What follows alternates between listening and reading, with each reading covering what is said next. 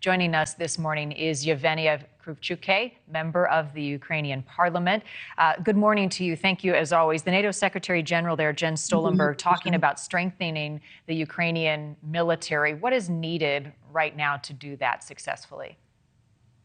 Well, it's very important to be timely, to have a quick bringing, the artillery, bringing tanks to the ground, and we are thankful for this tank coalition finally receiving first Leopards. First Leopards are already in Ukraine, but we need more to plan a counterattack during spring and other months to come. And of course, long-range missiles are also needed, and also the jets, the new type jets, for example, F-16 or other jets that other armies have in the availability. Why? Because actually air jets are part of our air defense security.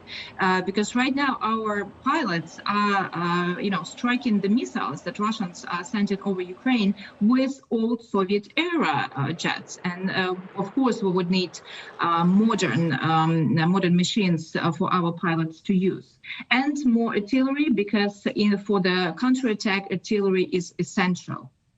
When you talk about the weaponry that's needed, I can't help but think of the situation that we have seen in the fighting in Bakhmut. There have been some very bloody battles there and lives lost. How much do you think that Ukraine's forces can hold down in that city? As long as it's needed, and this operation is being, planned, and our generals go to Bakhmut and you talk to the military, to the soldiers that are fighting there. It's not that they are commanding from Kiev, and Bakhmut is very important to. Actually, for Russians to lose, the soldiers and all of these mobilized. Russians are losing up to, a couple hundred, altogether around 800 soldiers per day. And that's these, huge numbers started since January, when they were trying to seize Bakhmut, seize Soledar, Ugledar, all of these cities in eastern provinces. So they're losing a lot of soldiers trying to, to attack these cities, and these cities are, almost completely ruined. There are maybe just very few people who still live there, but it's very important for us to keep these cities to basically to kill more Russian soldiers. I cannot say as simple as that.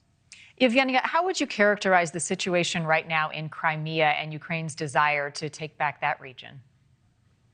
Of course, Crimea, as we see, it's where it all started. In 2014, basically, world turned the blind eye when Russia annexed Crimea.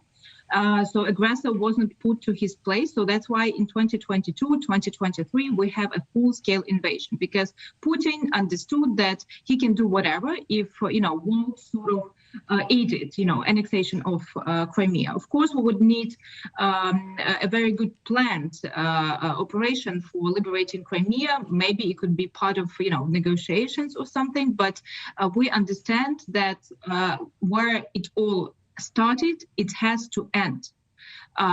And we need to restore full territorial integrity, and afterwards to establish a tribunal for those who started this war, for military and political leadership of Russian Federation. And actually, we don't need to wait until the end of the war, until the victory. We have to establish it now. And right now, I'm in Hague working together with our diplomats and other countries to establish this tribunal in, for example, The Hague, where many well-known courts and tribunals were established.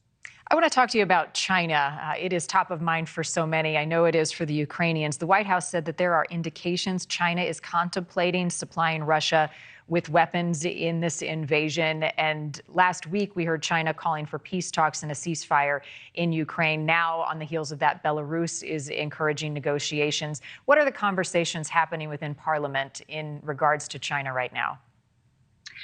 Well, of course, we understand that Russia is biggest China's proxy in the European continent, and it's very important that all the sanctions that are being implied on Russia are really fierce, because the help that Ukraine gets to win the war is really solid, because China is watching how it all ends, and every dictator all over the world is watching. Because if we do not restore the rules, if we do not restore the international order, then probably we can witness, for example, China invaded Taiwan in just few years, because the rules have to be kept. If no one cares about the world rules, then you will have this jeopardy in different parts of the world. Thank you for watching. Go to newsnationnow.com to find NewsNation on your television provider. And don't forget to click the red subscribe button below to get more of NewsNation's fact-driven, unbiased coverage.